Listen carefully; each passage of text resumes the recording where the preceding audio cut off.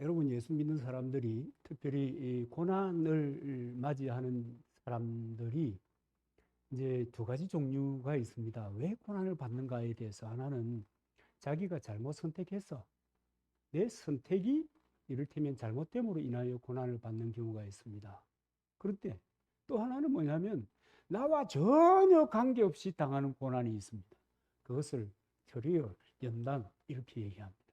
그 연단이라고 하는 것은 하나님이 우리를 사용하시기 원하시는 사람으로 만들어 가기 위한 하나의 하나님의 작업입니다. 저도 여러분 시골에 있으니까 사람 착하잖아요. 여러분 볼 때 안 그래요? 얼마나 교만했겠습니까? 하여튼 여러분, 이 연단이라는 것은 하나님 우리를 쓰시기 좋은 상황으로 만드는 겁니다. 우리는 우리 스스로 생각하기를 우리의 꿈을 위해서 내 인생은 나의 것이고 내가 그리는 대로 내가 바라는 대로 이렇게 살아가게 된다. 하지만 그러나 여러분, 거듭난 사람들은, 하나님의 사람들은 하나님이 쓰시기에 가장 좋은 방법으로 그들을 다듬어 가시는 겁니다. 여러분, 이렇게 훈련이라고 하는 걸 생각해 보면 독수리가 새끼를 이렇게 훈련하는 것을 보면 좀 비슷하다 그런 생각이 들어요. 여러분, 어떻게 훈련하는지 아시죠? 떨어뜨려 가지고 못 날고 바닥거리다가 바닥이 떨어질만 하면 어미가 와서 채 가지고 다시 올라가고, 숨 좀 돌릴만 하면 또 떨어뜨리고, 그런 방법을 통해서 이 창공에 있는 이 바람과 이, 이 하늘을 증복할 수 있는 역량을 키우는 것입니다. 여러분, 그리스도인에게도 마찬가지거든요. 그런 것들이 없으면 우리는 아마 그리스도인으로서 살아갈 수 있을까? 그나마 그리스도인으로서 세상을 살아갈 수 있을까? 그런 생각을 하게 됩니다. 여러분, 하나님께서 우리를 성장시키시기 위해서, 하나님의 사람으로 세우기 위해서 우리를 훈련하시고 단련하신다. 야, 오늘부터 여러분, 나 이제 그러면 포기할래, 뭐 이런 분들이 나오지는 않겠죠. 여러분, 오늘 본문에 나타난 이 서문학교회는 소아시아의 한 도시입니다.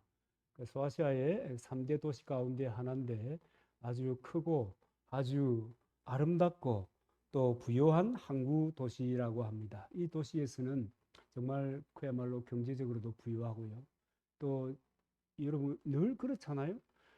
돈과 권력은 함께 이동하는 경향이 있습니다. 그래서 그 권력의 측면에서도 상당한 영향력을 발휘하는 도시가 이 서머나였습니다. 그런데 치명적인 이 단점은, 이 약점은 뭐냐면, 우리가 볼 때 약점이죠. 로마 황제를 숭배하는 그 황제 숭배 사상이 이 서머나를 꽉 잡고 있는 겁니다. 그런 상황 속에서 이 서머나의 작은 그리스도인 공동체가 서머나 교회입니다. 짐작가시죠? 그러니 이 예수 믿는 것 때문에 얼마나 어려움을 당하는지 모릅니다. 여러분, 이 회교권에서는 말이죠, 이 개종을 한다는 것이 그 사회에서의 도태를 의미하는 겁니다. 어떤 그 선교사의 이야기를 글로 봤는데요. 거기에 보면 그런 게 있어요. 회교권에서는 공직에서 성공하기를 꿈꾸지 않는다, 그리스도인들이. 그 다음에 그 의사 청년의 얘기가 나오는데, 예수를 믿고 개종하고 예수는 나의 주님이시다고 고백하는 순간 진료를 못하게, 그리스도인으로 발각되는 순간. 여러분, 그 고백이라고 하는 건 공적으로 고백하는 거거든요. 그러니까 발각되게 돼 있어요. 왜 이렇게 진료를 못하는 거예요? 그러면 여러분, 비즈니스는 가능할까요? 그리스도인이라고 드러나는 순간에 자기와 모든 관계가 단절되는 거예요. 또 어떤 분은 이제 결혼을 했는데 예수를 믿었어요. 아내가, 이제 남편이 예수 믿게 됐고, 근데 아내가, 당신은 이교도를 받아들였기 때문에 나와 살 수가 없다, 이혼하자. 여러분이 이런 상황이 지금도 있어요. 이 해교권 가운데 이집트가 가장 느슨하다 하거든요. 제약이 느슨하다 하는데 거기에서도 일단 예수쟁이가 탁 되면 그리스도를 영접하면 공직자로서의 성공하기를 포기해요. 그 다음에 직장에 취직은 할 수 있대요. 취직하고 나면 진급하는 것은 꿈도 꾸지 마라.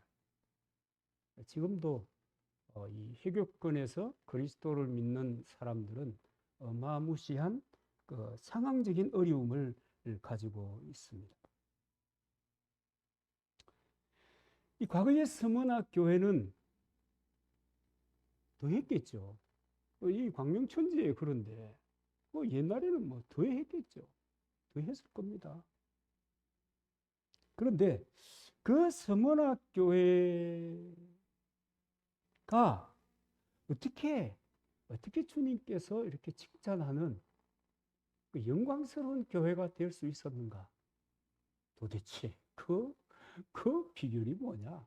라고 하는 것을 이제 이 본문을 통해서 제가 말씀을 나누기를 원하는 것입니다. 어떻게 해서 그럴 수 있었을까? 우리들은 이제 지금은 이제 국가적으로 그 기독교인들은 그 인권 차별법과 관련해서 지금 전체 교단이 심각하게 그 문제를 대하고 있습니다. 그러면서 이제 카나다나 미국이나 이제 인권차별법이 통과된 그 교회들의 상황들이 이제 많이 알려지기를 시작했어요. 뭐 예를 들면 목사님께서 인권에 관한 그 설교를 했다가 목사직을 면직당한다든가, 그 다음에 총회가 동성애 관련법을 수용했는데 그 어떤 그 교단에 속한 담임 목사가 동성애는 반성경적인 이야기이기 때문에 우리는 그것을 따라가면 안 된다, 이렇게 설교하는 순간 그 교단에서 제명이 되어버리는 뭐 이런 일들이 있습니다. 이런 일들이 이제 있는데, 그러면 이제 목사들이 날아가면 그러면 공동체가 존재할 수 있을까? 여러분, 존재할 수 있게 되기를 바랍니다. 그런데 어렵습니다.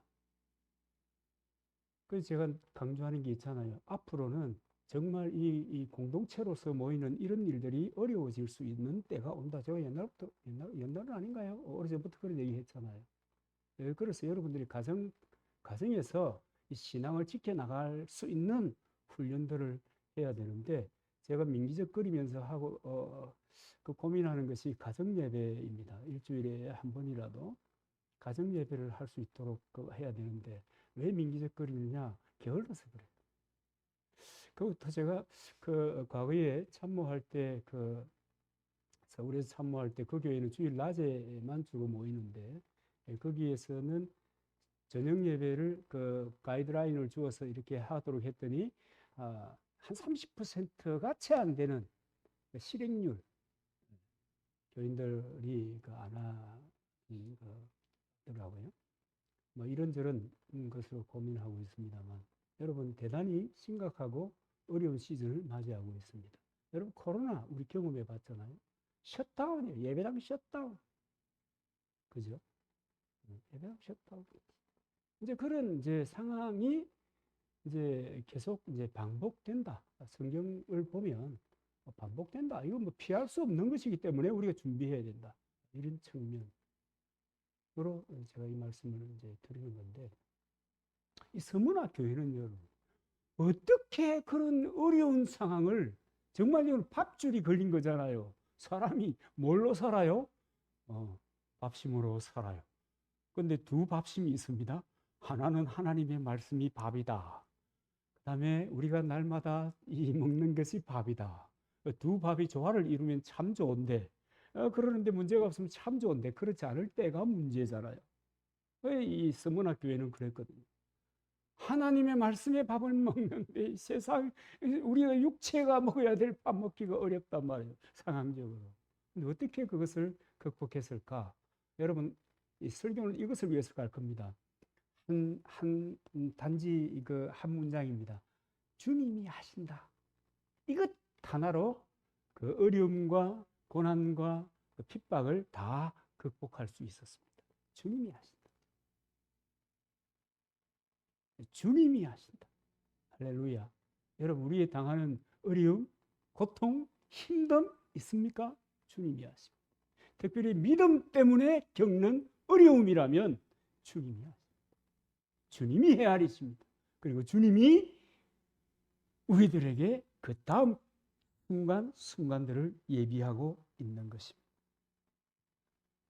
자, 주님이 뭘 할까요? 첫째는 환난을 안다. 이 환난이라고 하는 것은 내가 잘못 선택해서 당하는 어려움이 아니에요.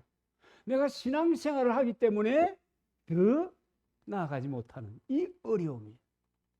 여러분, 여러분도 치열하게 한번 고민해 봐야 돼요. 자기가요, 이 인생을 걸고 하던 일을 사명이다. 다른 거 해라. 그럴 때 받는 충격은요, 모든 사람이 마찬가지일 겁니다. 마음입니다. 저도 마음했습니다. 기가 막힌 거거든요. 도대체 이 사명이 뭐라고? 하나님, 우리가 말씀을 통해서 하나님을 알잖아요. 내가 하나님의 말씀이 이해되기를 시작하면 주님이 나를 만나주시고 있다는 증거입니다. 성령님이 내게 역사하시고 있다고 하는 증거거든요. 그런데 그것이 뭘로 됐단 말입니까? 이 세상을 살아가는데 그것이 무슨 영향력을 발휘한단 말이에요. 그 생각이 밀려드는 거예요. 그러면서 믿음의 삶을 살아가는 거예요. 때맞이하는 그 환난을 주님이 아신다. 그 다음에 궁핍을 안다 그랬습니다. 이 문자 그대로입니다. 물질적인 궁핍입니다. 저는 서문화 교회를 읽으면서 시골 교회 목사 생각이 나더라고요. 라우디게아 교회가 시골 교회 목사들 사는가 비스무리하구나. 그런 생각이 들더라니까요. 물질적인 궁핍을 안다. 그 당시에는 예수 믿게 되면 그죠. 모든 것을 잃는 것이나 다를 바 없습니다. 여러분, 우리가 예수 믿고 그 다음에 내 삶의 영역이 이 수많은 영역이 있었는데 하나씩 제한되고 잘려나가 버리고 그런다고 하면 만약에 오늘 나에게 그런 일이 있다고 하면 여러분 어떻게 하시겠습니까? 없기를 바랍니다. 있으면 곤란합니다. 굉장한 도전이거든요. 세상에 여러분 무엇이 중요한데? 무엇이 먹고 사는 거잖아요. 그리고 무엇이 중요한데? 먹고 살고 자녀를 양육하고 또 이 사회적인 관계를 유지하고 살아야 되는데 그럴 수 있는 동력이 되는 것이 차단당하는 거예요. 어떻게 견디겠어요? 그 막막함을 여러분 어떻게 감당할 수 있겠습니까? 그런데 서문학교회 사람들은 주님이 하신다. 하나님이 인도하시고 그분이 내 인생의 내 삶의 문제를 아신다 하는 것으로 그 문제를 다 극복해 나갈 수 있었습니다. 그런데 돈이면 모든 것이 오케이다. Money is everything okay. 이런 시대를 우리가 살잖아요. 그래서 돈이 좀 있으면 폼 좀 나고, 그죠? 제가 아는 어떤 애가 롤스로이스 고스트를 샀다고 하더라고요.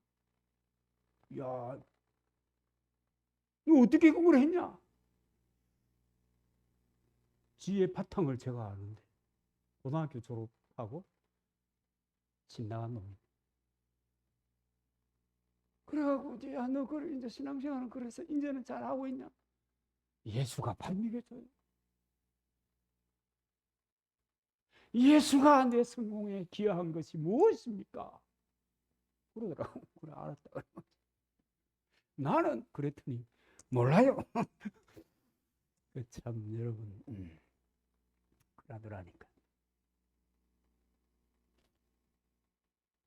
정말 우리 시대에 이 주님이 내가 내 환난과 궁핍을 아노니 실상은 네가 부요한 자다. 이렇게 어려운데 지금 주님의 그 말씀을 듣는 순간에 얼마나 황당하고 얼마나 기가 막히고 어처구니가 없겠습니까? 그죠? 안 그렇겠습니까? 그런데 서문학교의 사람들은 주님이 하신다. 내 주님이 하시니 나의 가는 길을 그가 하시니 주께서 인도하신다. 이렇게 믿음. 그래서 서문학교의 사람들은 믿음에 부요하고 하나님의 영광 돌리는 일에 부요하고, 그죠? 그리고 수많은 사람들에게 내가 그리스도인이다 라고 하는 것을 드러낼 만큼 주님과의 깊은 교제, 사귐을 갖는 삶을 살아갈 수가 있었던 것입니다. 그러니까 그런 기쁨이 있으니까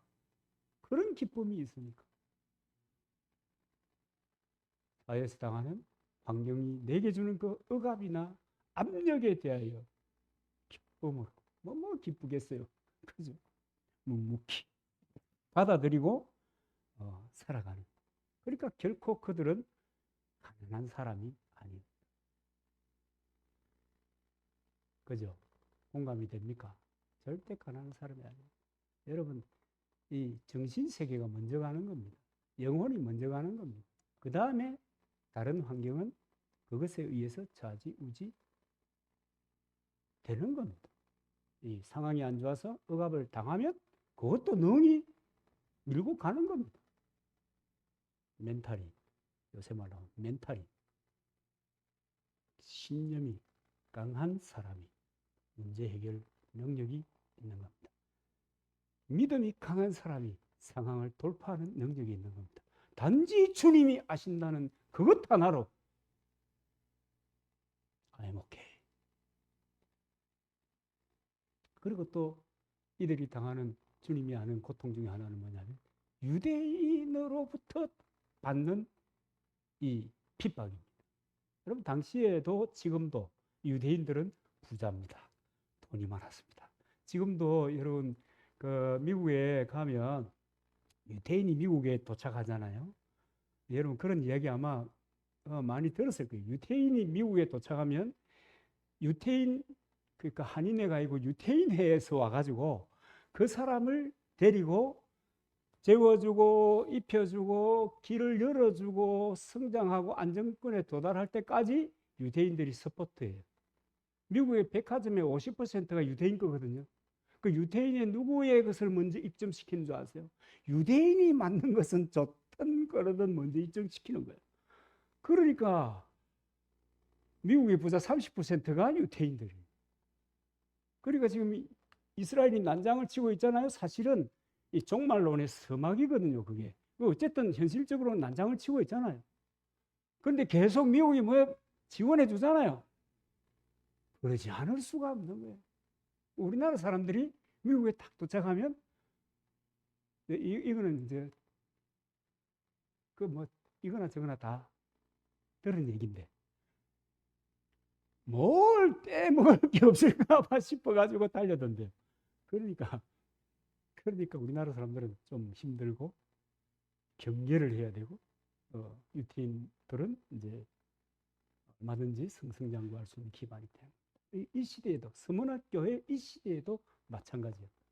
그 돈이 많으니까 이 관원들에게 돈을 주고 자기의 신앙을 인정받는 겁니다. 이를테면 묵인받는 겁니다. 돈을 주고 매수해가지고. 그러면서 그리스도인을 핍박하는 겁니다.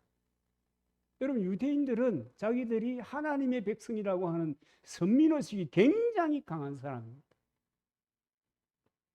그런데 그들이 그리스도인들을 핍박합니다. 거기에 대해서 주님 뭐라고 얘기하는지 여러분 아시죠? 자칭 유대인이라 하는 자들의 해방도 안 오니 실상은 유대인이 아니요 사단의 회라. 겉으로는 하나님의 백성이지만 실제로는 하나님의 백성들을 억압하고 핍박하고 그들을 고발하고 그들이 고난의 삶을 살아가지 않으면 안 되는 그런 환경을 만드는 사람.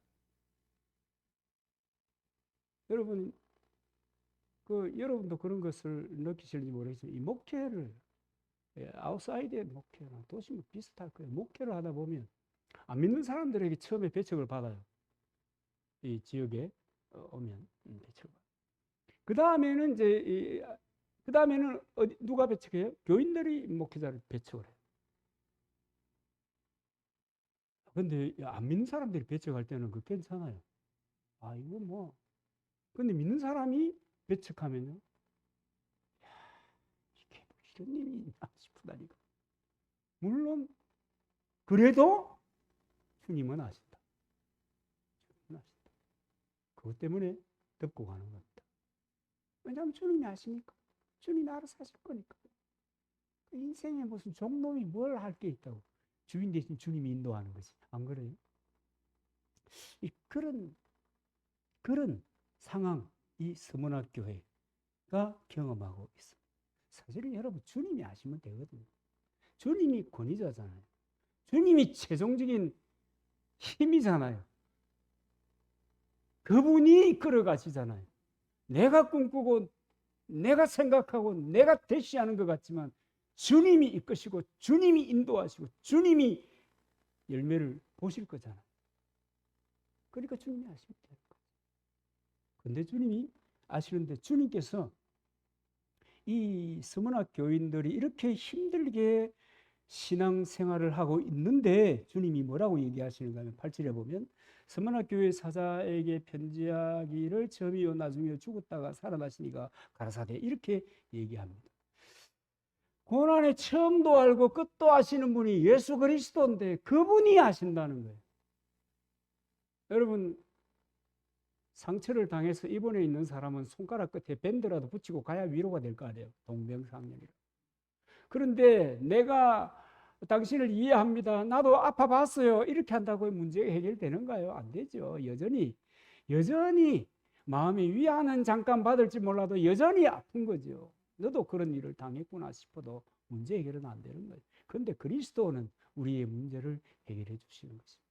그분은 아파봤고, 그분은 심지어 죽었고, 죽었다가 그분은 다시 살아나셔서 부활하셨고, 그리고 우리의 첫 열매가 되심으로 우리가 장차 이를 그곳에 대하여 길을 열어주신 분이시잖아요. 그렇기 때문에 여러분, 모든 순간 어떤 문제라도 주님은 그분에게 맡기면, 그분을 의지하면 그분이 맡아주는 겁니다. 맞다. 내가 계획을 가지고 있다. 헨리 나우에는 그래가지고 예수님은 어떤 분이냐? 치유받은, 상처받은 치유자다. 뭐 이래가 상처받은 치유자 뭐 책을 내고 그랬잖아요. 주님은 상처를 받으신 분이시기 때문에, 그보다 더한 상처도 받으신 분이기 때문에, 우리를 얼마든지 싸매시고 위로하시고 인도해 가신다.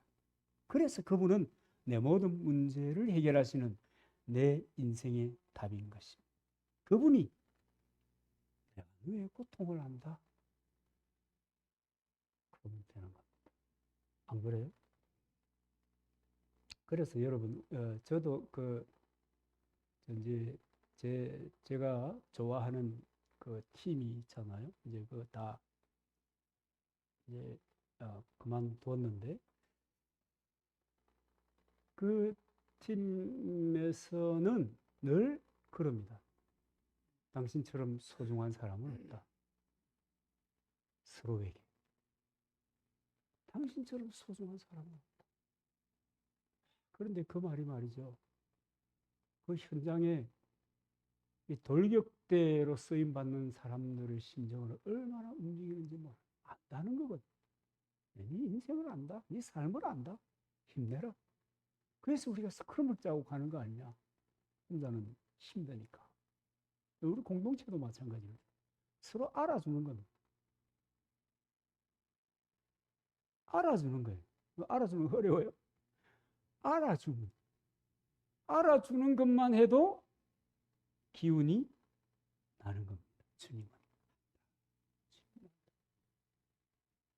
그런데 이제 이 고난은 이 오래 가는 것은 아닙니다. 여기에 보면 10일이라고 하는 이야기 하잖아요. 10일이라고 하는 것은 10이라고 하는 것이 히브리 사람들에게는 만수입니다. 꽉 찬 숫자입니다.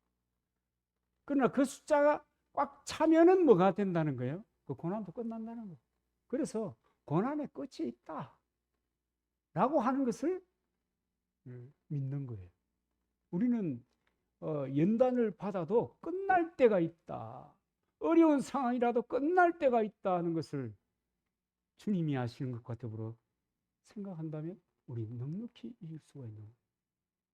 그리고 그렇게 믿음의 삶을 살아가는 사람에게 하나님이 뭘 준비했어요? 면류관을 준비해 주셨다는 것 아닙니까? 상급을 준비해 주셨다는 것 아닙니까? 이 상급이 무언가 여러분 아시죠? 소극적으로는 이를테면 지옥의 형벌을 받지 않는다는 겁니다. 11절에 보면 귀 있는 자는 성령이 교회들에게 하시는 말씀을 들을지어다. 이기는 자는 둘째 사망의 해를 받지 아니하리라. 이 둘째 사망, 첫 번째 죽는 것은 우리가 죽는 것이고 둘째 사망은 지옥에 가는 것입니다. 심판대에 섰다 지옥에 가는 것. 계시록 21장 8절에 보면 그러나 두려워하는 자들과 믿지 않은 자들과 흉악한 자들과 살인자들과 행음하는 자들과 술객들과 우상숭배자들과 그리고 이것이 둘째 사망이라.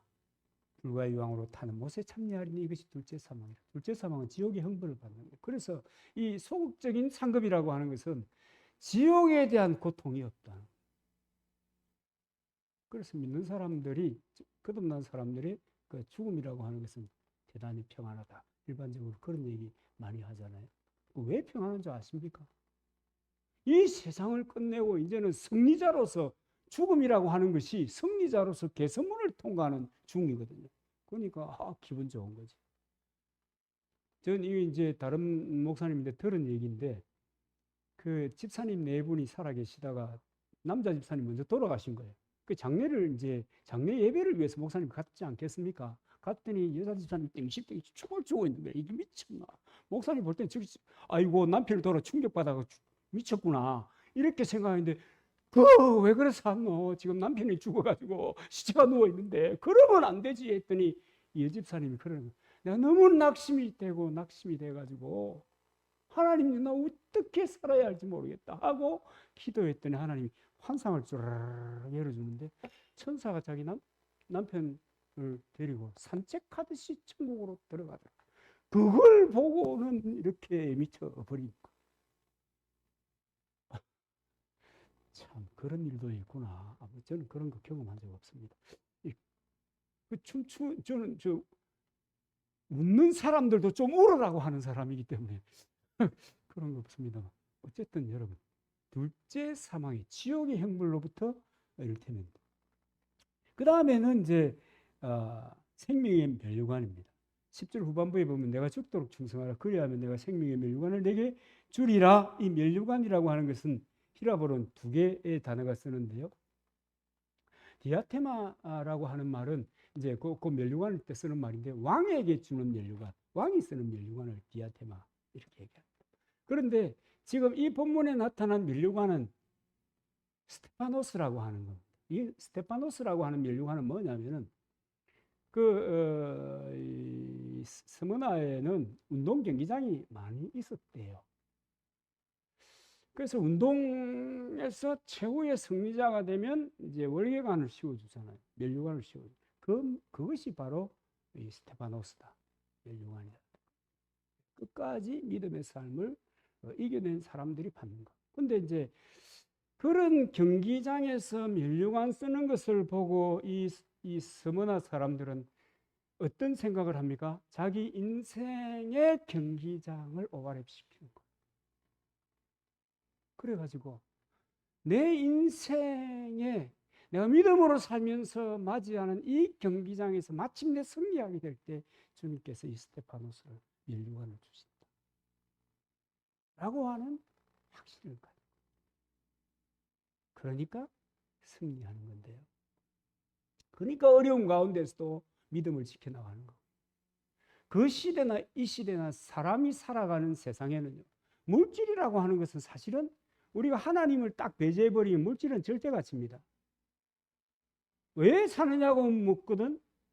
뭐 거룩한 척하고 폼 잡아서 그렇지 돈 벌려고 산다 이렇게 해도 사실은 틀린 것이 아닙니다. 그 이제 좀 너무 모나게 표현했습니까? 그것이 대단히 중요하기 때문에 그렇습니다. 그것이 있으면 좀 더 풍성하잖아요. 그것이 없으면 좀 더 위축되잖아요. 그런 세상 속에서의 고난이라고 하는 것이 고난으로 끝나버리면 절망이겠죠.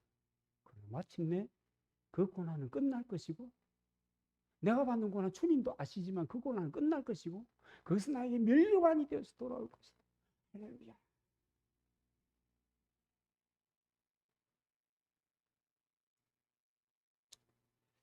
이 계시록이 주 95년경에 쓰여졌는데 여기 그때 쓰여진 것 중에 대단히 충격적인 말씀 하나가 뭐냐면 죽도록 충성하라는 거 아닙니까? 그죠? 오늘 이 본문에서 여러분 죽도록 충성하라는 보고 쇼크 안 받았습니까? 죽음에 이르기까지 열심히 해라 이런 차원이 아니라고. 죽어도 충성해라 이거거든요. 죽어도 충성해라. 죽어도 충성해 말이 됩니까? 근데 그 얘기 하는 거예요. 근데 정말 죽어도 충성하는 사람이 이 계시록이 이제 쓰여진 60년 뒤에 서문학교에 그런 사람들이 등장하기 시작. 그 중에 대표적인 사람이 누구예요? 폴리카프. 폴리카프 아시죠? 아실 줄 알고 생략. 그 하나님이 아시고 그 하나님이 아시기 때문에 나는 어떤 이 순간을 맞이하더라도 넉넉히 묵묵히 믿음을 지키며 살아갈 수 있다. 그렇게 살아간 사람들에게 주님이 말씀하시는 거예요.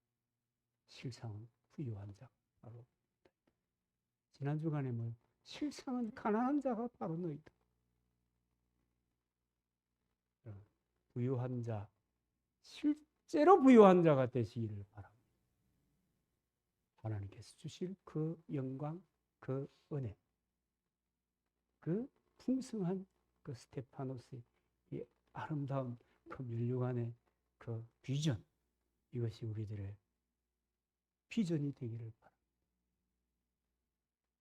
승리하시기를 주님의 이름으로 축원합니다.